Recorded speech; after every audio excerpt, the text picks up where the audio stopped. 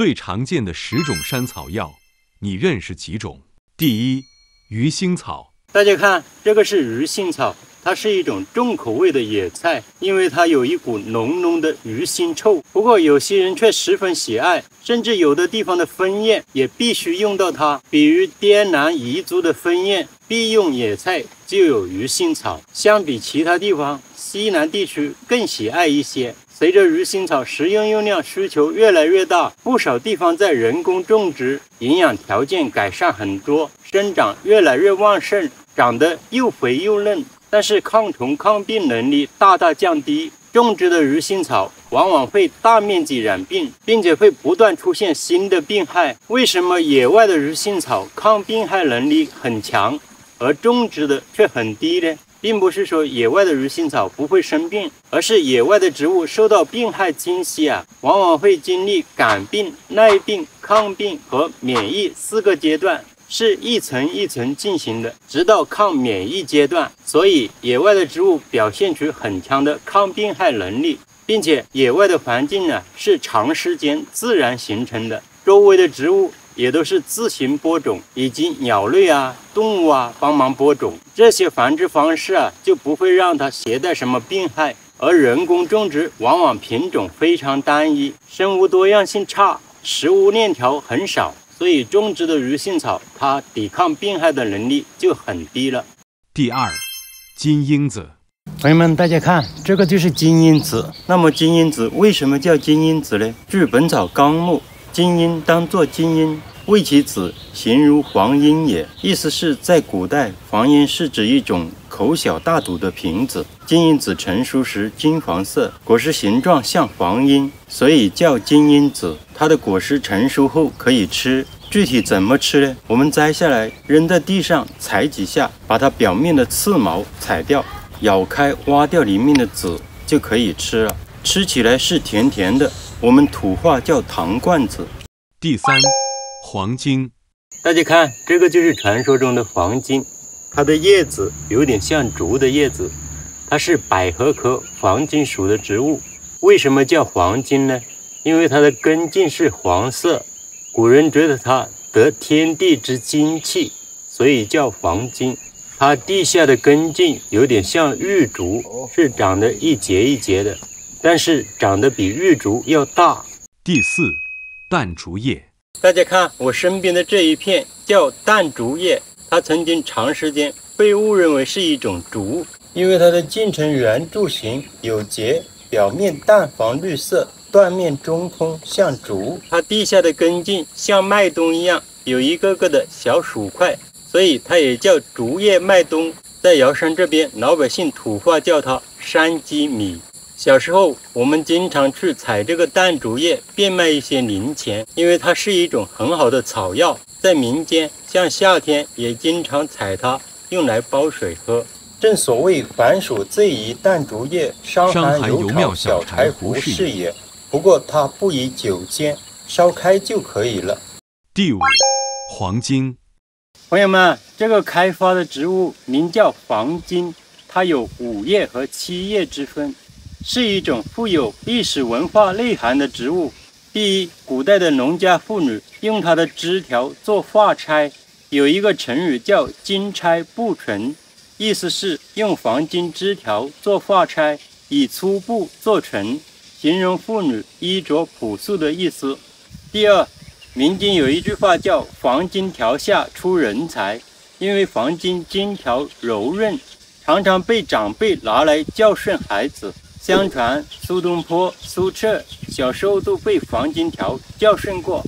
第三，历史上有一个著名的故事，阿斗骂黄金。阿斗的老师看见他不争气，用黄金条抽打他，边打边骂：黄金条子型懒人，望尔读书要认真，立志继承不创业，巴山徐水另翻新。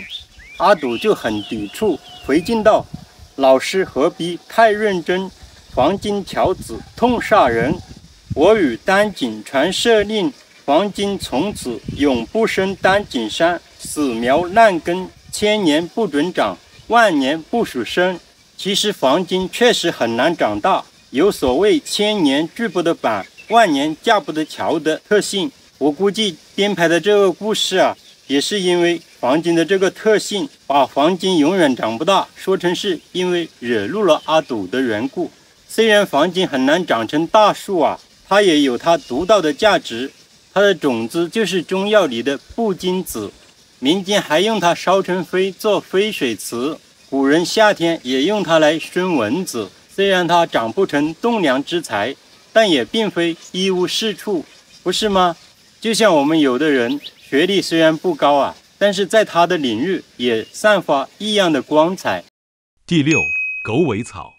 朋友们，这个小草相信大家都很熟悉，它就是狗尾草。小时候会摘它下来，放在桌子上，用手这样去拍，它就会像毛毛虫一样自己行走。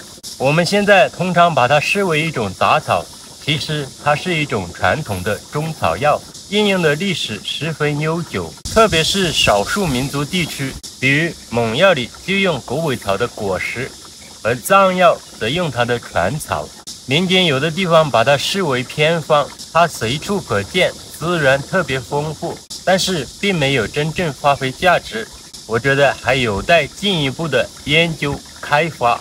狗尾草也是一种优良的牧草，富含钙、镁、磷、钾等元素，特别是钙的含量异常高。其实它是小米的野生近缘种，所以有的专家把它称为小米的祖先。它的种子当然也是可以食用的，并且富含营养，可以煎、炸或者做馅，有黄金食品之称。说到这里，是不是觉得狗尾草就像一个童年的小伙伴？当我们多年以后再见到它的时候，需要重新认识它了，因为它给我们眼前一亮的感觉。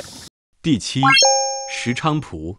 朋友们，小溪的这个石头上长的植物，它的名字叫石菖蒲，它是天南星科菖蒲属禾草状多年生草本。和天南星科其他植物一样，它的花具有叶状薄叶苞，它的根茎具芳香气味，具有驱蚊的作用。民间一些地方端午佩戴的香囊里面就有它，而端午挂在门上的菖蒲则是另一种，名叫水菖蒲。它们的区别是，水菖蒲个头比较高大，而石菖蒲比较低矮。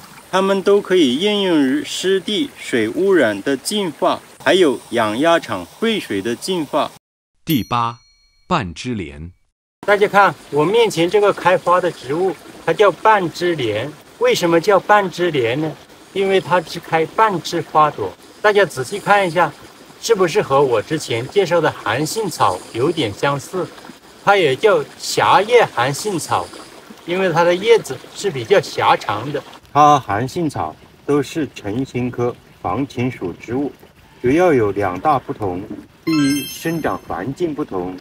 半枝莲喜欢生长在水边湿地，也叫水防禽；韩信草喜欢生长在苏林草地。第二，叶片形状不同。韩信草叶子心形，半枝莲叶片三角状。你们学会分辨了吗？说到半枝莲，民间有家有半枝莲，可以半蛇眠的俗语，也让我想起一位蛇药的传奇人物。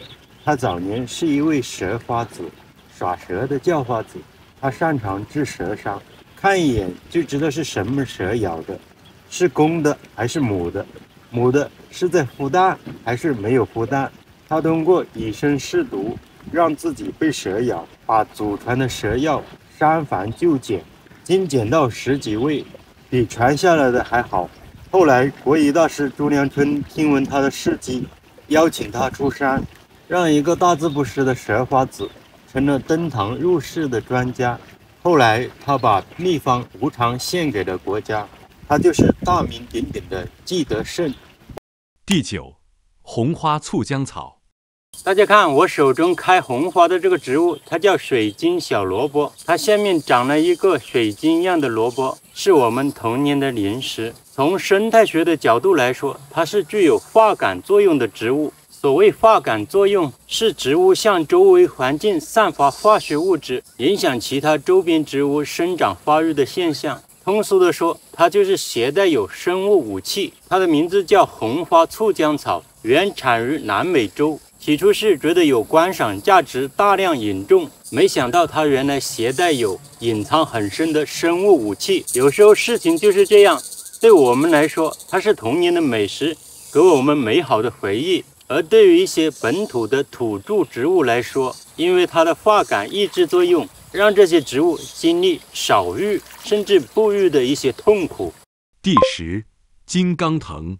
大家看，这个植物叫金刚藤，学名叫拔掐。这一株它的叶子长得很大，它这个鞘穿过茎并抱住茎，所以学名叫抱茎拔掐。金刚藤其实有很多品种，我们熟知的土茯苓其实也是拔掐的一种，叫光叶拔掐。它和这个金刚藤都是百合科拔掐属植物，但我们不能说拔掐就是土茯苓。就像蝴蝶，如果细究的话，它也属于蛾，它和蛾都是鳞翅目，但是不能说蛾是蝴蝶。市面上有的人会把这个金刚藤当作土茯苓来卖，怎么辨别呢？金刚藤的头切片之后，它的颜色是带点红色，而纯正的土茯苓偏白色。另外，金刚藤煲出来的水是苦的，而土茯苓煲的水带点清甜味。有的地方有吃拔掐嫩苗的习俗，大文豪苏轼他的学生张磊就曾写过一首诗，名字叫做《食拔掐苗》。第一句就是江乡有奇苏，本草即拔掐，意思是江南水乡有一种奇特的菜蔬，本草里面记载的名字叫拔掐，它的果实成熟是红色，是可以吃的，吃起来味道是酸酸甜甜。我是李文革，关注生态农人合作社，带你了解更多有趣的生物。